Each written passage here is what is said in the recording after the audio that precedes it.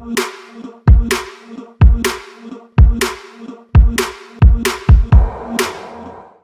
Guys, எல்லாருக்குமே ஒரு வீடு கட்டுறதோ இல்ல வீடு வாங்குறதோ ஒரு கனவாவே இருக்கும். ஸோ நம்ம ஒரு பில்டர்கிட்ட போயிட்டு அவர் மூலமா ஒரு பில்டிங்கை வாங்குவோம், இல்லைன்னா அவர் மூலமா ஒரு பில்டிங்கை கட்டுவோம். பட் வீடு கட்டுறதுக்குன்னு சில ரூல்ஸ் அண்ட் ரெகுலேஷன்ஸ்லாம் இருக்கு அண்ட் அப்ரூவல்ஸ்லாம் வாங்கணும். இந்த ரூல்ஸ் அண்ட் ரெகுலேஷன்ஸ் எல்லாம் ஃபாலோ பண்ணி தான் ஒரு பில்டர் அந்த பில்டிங்கை கட்டுவார் அண்ட் தேவையான அப்ரூவல்ஸ் எல்லாம் அவரே வாங்கிடுவார். பட் இந்த ரூல்ஸ் அண்ட் ரெகுலேஷன்ஸ் என்னென்ன அப்ரூவல்ஸ் எல்லாம் வாங்கணும் அப்படின்றத பத்திலாம் நம்ம இதுக்கு முன்னாடி போட்ட வீடியோஸ்ல பார்த்துருப்போம். சப்போஸ் பார்க்கலன்னா அந்த வீடியோஸ்லாம் செக் பண்ணி பாருங்க. அந்த வீடியோல நம்ம பில்டிங் பிளான் அப்ரூவல் பத்தி பார்த்துருந்தோம். அதுல ஒரு பில்டிங் அப்ரூவல் வாங்குறதுக்கு செட்பேக், எஃப்எஸ்ஐ மாதிரியான ஸ்டாண்டர்ட்ஸ்லாம் ஃபாலோ பண்ணிருக்கா அப்படின்றத ஸ்க்ரூட்னைஸ் பண்ணி தான் ஒரு பில்டிங்க்கு அப்ரூவல் தருவாங்க அப்படின்றத பார்த்துருந்தோம். இந்த ஸ்டாண்டர்ட்ஸ்லாம் என்னென்ன, இந்த ஸ்டாண்டர்ட்ஸ்லாம் ஏன் வச்சிருக்காங்க அப்படின்றத பத்திலாம் இந்த வீடியோல நம்ம பார்க்கலாம். ஸோ இந்த வீடியோல நம்ம பார்க்க போறது எஃப்எஸ்ஐ.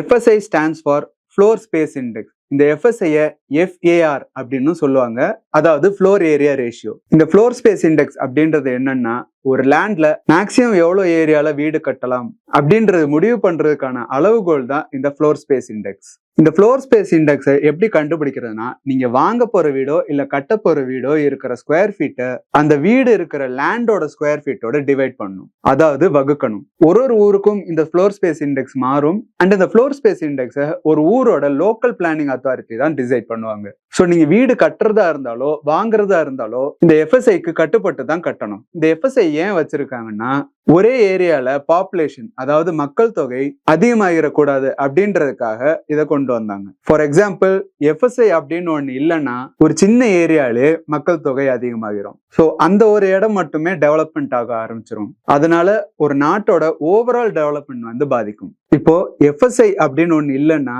சென்னையில மட்டுமே பெரிய பெரிய அபார்ட்மெண்ட்ஸ் கட்டி சென்னையில இருக்கிற பாப்புலேஷன் அதிகமாயிடும். ஸோ எஃப்எஸ்ஐ அப்படின்னு ஒண்ணு வச்சா ரொம்ப பெரிய பில்டிங்ஸ் எல்லாம் கட்ட முடியாது.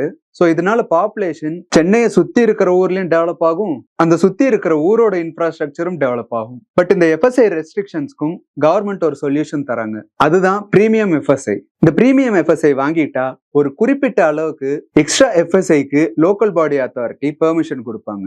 ஸோ இதனால ஒரு குறிப்பிட்ட லேண்ட்ல எக்ஸ்ட்ரா ஸ்கொயர் ஃபீட்லயும் பில்டிங் கட்டலாம். அண்ட் இந்த பிரீமியம் எஃப்எஸ்ஐ வாங்குறதுக்கு லோக்கல் பாடி அத்தாரிட்டிக்கு அப்ரோப்ரியேட் ஃபீஸ் கட்டணும். இந்த எஃப்எஸ்ஐ கால்குலேட் பண்றதுக்கு ஒரு பில்டிங்கோட லிவபிள் ஏரியாவை மட்டும்தான் கணக்குல எடுப்பாங்க அண்ட் ஒரு பில்டிங்கோட சில பார்ட்ஸ் எல்லாம் எக்ஸ்க்ளூட் பண்ணிடுவாங்க. ஸோ எந்தெந்த பார்ட்லாம் எக்ஸ்க்ளூட் பண்ணப்படும் அப்படின்னு பார்த்தா, டெரஸ் ஸ்பேசஸ் அண்ட் 1.5 மீட்டருக்கு கம்மியா இருக்கிற வாட்டர் டேங்க்ஸ், அப்புறமா டெரஸ்ல கட்டப்பட்ட டாய்லெட்ஸ் 10 ஸ்கொயர் மீட்டருக்கு கம்மியா இருந்தா எஃப்எஸ்ஐ கால்குலேஷனுக்கு இன்க்ளூட் பண்ணக்கூடாது. பார்க்கிங் அண்ட் பேஸ்மெண்ட்க்கு யூஸ் பண்ற பிளேசஸ் எல்லாம் எஃப்எஸ்ஐ கால்குலேஷனுக்கு இன்க்ளூட் பண்ணக்கூடாது. பார்க்கிங் அண்ட் பேஸ்மெண்ட்ல இருக்கிற லிஃப்ட் அண்ட் ஸ்டேர்கேஸ் இருக்கிற பிளேசஸ் எஃப்எஸ்ஐ கால்குலேஷனுக்கு இன்க்ளூட் பண்ணக்கூடாது. வாட்ச்மேன், சர்வன்ட்ஸ், டிரைவர்ஸ், கேர்டேக்கர்ஸ்க்குலாம் சப்போஸ் ரூம்ஸ் பில்ட் பண்ணியிருந்தா அந்த பில்டிங்கை எஃப்எஸ்ஐ கால்குலேஷனுக்கு இன்க்ளூட் பண்ணக்கூடாது. ஸோ இந்த ஏரியாலாம் தவிர்த்து மிச்சம் இருக்கிற லிவிங் ஏரியால நம்ம வீடு கட்டிக்கலாம். ஃபார் எக்ஸாம்பிள், ஒரு ஏரியால எஃப்எஸ்ஐ இண்டெக்ஸ் 2 அப்படின்னு இருந்துச்சுன்னா